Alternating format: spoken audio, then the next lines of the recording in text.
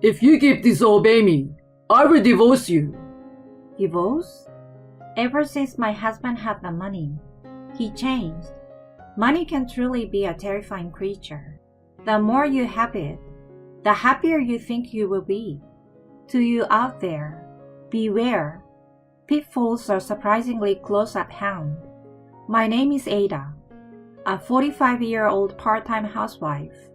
I've been married for about 18 years. My motto in life is to be diligent and sensible. Despite experiencing marriage and childbirth along the way, I've never given up my job and have persevered to this day. My husband has also been working for a long time in a company. He never got promoted as he hoped, so our life wasn't easy. Nonetheless, we managed to support our family together and get by. We have 2 sons, one in high school and the other in middle school. If we don't indulge in luxuries, we can make ends meet, but financial worries never cease. How much will it cost to put both kids through university? Today, just like any other day, I'm facing off with household accounts, a calculator, and worries about money. Ada, what's wrong? You look stressed. My husband Arvin says this with a carefree smile on his face as he opens his 3rd beer bottle. This month, we had various expenses. We need to cut down somewhere. Cutting down? You're always the same, huh? Listen, even though you're laughing as if making fun of me, the beer you're drinking, you're drinking too much. The prices of things are going up recently, you know. Even beer isn't exempt from that. I muttered in frustration. And then, my husband laughed again, as if mocking me. Oh well, Ada, you're really stingy. What? Stop using that word. Sorry. We need to save up for the kids' tuition. And we also have to set aside money for our retirement. However, it seems my worries appear groundless to my husband. But Ada, you know what? When we retire, we will have our retirement funds, won't we? Plus, we will get pension payments. Arvin says this, but I'm filled with anxiety. Both of us are working as employees, managing somehow. But we don't know when the company might go bankrupt, or when one of us might lose our job. So I'm desperately trying to ensure that we can survive even in such situations. Ada, you're overthinking things, you know. Be more optimistic like me. But these days, I find myself occasionally envying my husband's carefree attitude. Despite that, there's something I enjoy. It's a monthly ritual of buying a lottery ticket. I'm not really into gambling, but thinking of it as buying dreams makes it fun. The anticipation leading up to the result is an indescribable moment of bliss for me. You're still buying lottery tickets, even though you probably won't win. It's just a waste of money. My husband scoffs at my secret indulgence. Ada, you're always talking about saving money, but you still splurge on things like this? A single lottery ticket a month is hardly a splurge. It's cheaper than your daily beer expenses. Besides, that Wagyu steak we had the other day, I bought it with the $100 I won from the lottery. You were enjoying it, weren't you? Honestly, my dear husband, you're so carefree. I have no shortage of complaints about my husband, but for now, we are managing to live as a family of 4. To be honest, that's enough to make us happy. We don't struggle for our daily needs. Our children are healthy despite their teenage antics, and where there were worries, there aren't any overwhelming grievances. However, one day, an event occurred that changed everything. On that day, when I returned home from work, it was unusual for my husband to be home before me. "Oh, you're home early." He seemed somewhat restless. Or maybe it's just my imagination. It was 6 in the evening, and our sons hadn't returned from school. I was about to start preparing dinner before they got back, but something was off. Ada, there is something important I need to tell you. My husband began with a serious expression on his face. Huh? What's going on? Is everything okay? Just sit down for a moment, please. Following his request, I took a seat. Then, my husband pulled something out of his suit pocket. I won. Huh? You won? What are you talking about? This, look. Stop teasing me. Seriously, what is it? It's $3 million. I won $3 million in the lottery. What? I was lost for words. Really? Yeah, I double-checked multiple times. There's no mistake. I won $3 million. No, that can't be. It's not possible. My head was spinning. I have been buying lottery tickets every month for decades, and at most, I've won a few $100s. Now, my husband, who rarely buys it, suddenly wins $3 million. I couldn't believe it until I saw it with my own eyes. I checked the winning numbers online. Sure enough, they matched. No way! This can't be true. I was so surprised that I nearly fell out of my seat. Arvin, it's a miracle. Yeah, it seems miracles really can happen. With this, we won't have to worry about money anymore. I'm sure God rewarded us for our hard work all these years. Oh my gosh, yes, yes! We frolicked around like children, despite our age, my husband and I. On that day, our family went to a French restaurant for dinner. We also shared the news with our 2 sons. Seriously? Dad, that's amazing. So we are going to be rich. Awesome. Their faces lit up with excitement. I, too, was caught up in the joy of the moment. It felt like proof that there really was a higher power. We thanked my husband for his spontaneous decision to buy the lottery ticket and enjoy a delightful French feast as a family. Life after that felt like heaven. It's a good opportunity. Maybe we should buy a car. How about going to that fancy Italian restaurant tonight? Maybe this year, we should take a bold step and go on an overseas trip. The joy of living without financial worries was truly incomparable. We thought of every luxury imaginable and put it into practice. We were feeling like celebrities. Happiness can be bought with money, huh? My husband often said things like that. I agreed with half of it, but also felt a sense of unease. We had experienced times without money together. I sensed a bit of overconfidence in him. Recently, he even paid the entire bill for a drinking party with his co-workers, including covering their tax fares. I had thought that after indulging in some luxuries for a while, we would save money for our retirement and our children's future. But Arvin was changing rapidly. He became more and more irrational. Then one day, I want to rebuild our house. Rebuild it? According to my husband, it would cost around $600,000. What? Spending that much money for what? To have my parents move in with us. It will make things easier for us, and we will be able to take care of them. Huh? Why suddenly? If it were about taking care of them in case they needed help, I might understand. But Arvin's parents were still healthy. Our relationship with them was good, and I believed we could live harmoniously together. However, my concerns were not about that. $600,000 is a huge sum of money. What are you talking about? We have the money, don't we? Wait. Let's calm down and discuss this a bit. I tried to persuade my husband. We can't just casually spend $600,000 like that. We don't need to rush into this. Why don't we listen to your parents' opinions? Let's really think about whether this is necessary, okay?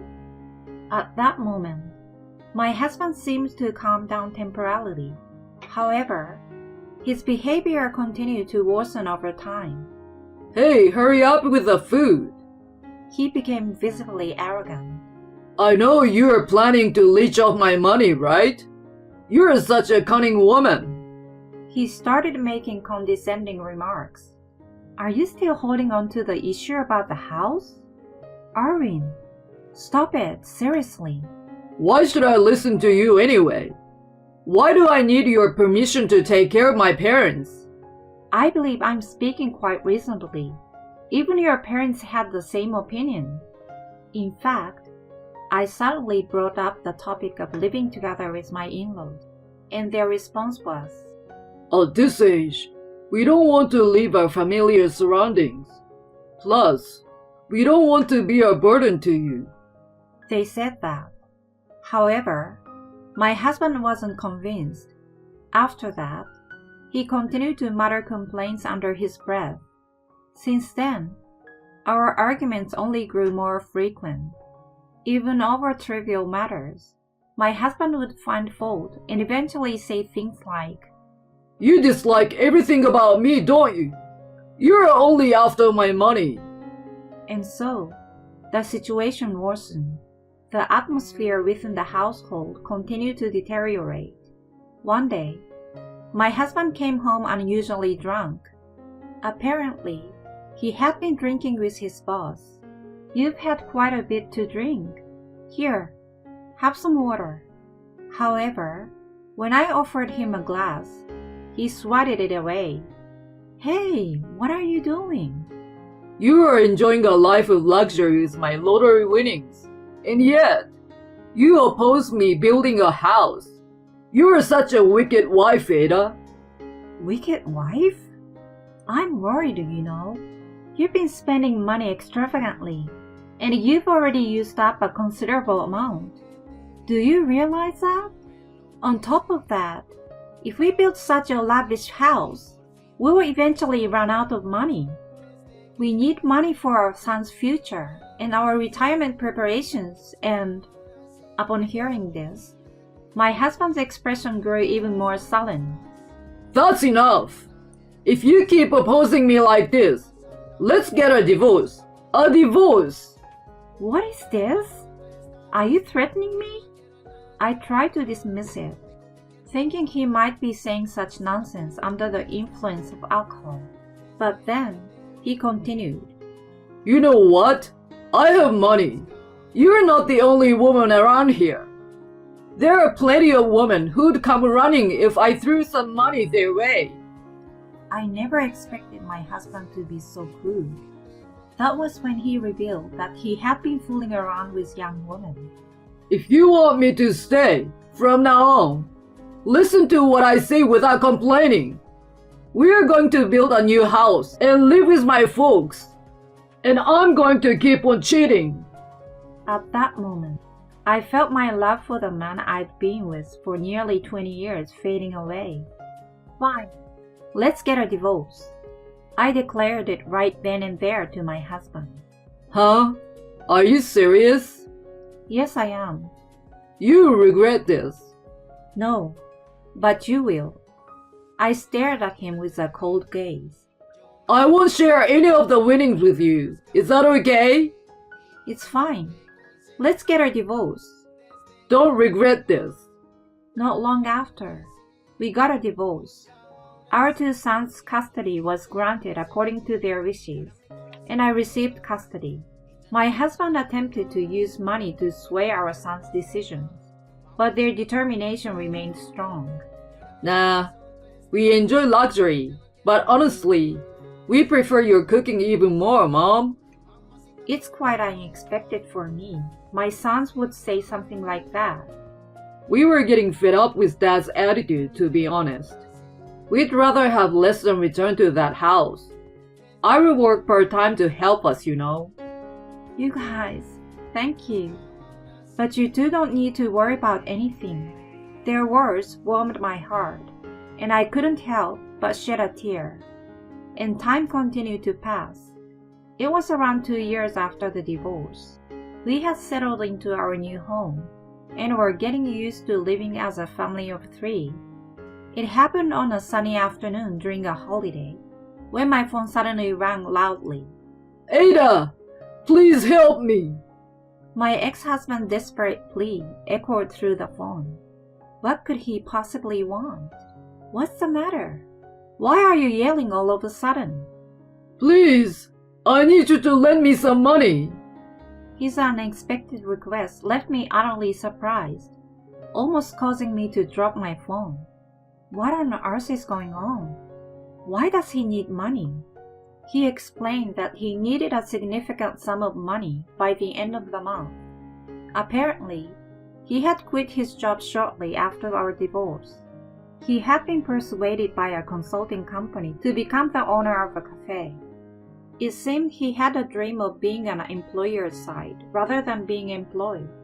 He was offering places and funding to people interested in running a cafe. This would make him the owner, and he would receive a portion of the cafe's profit. "I will handle all the complicated stuff for you.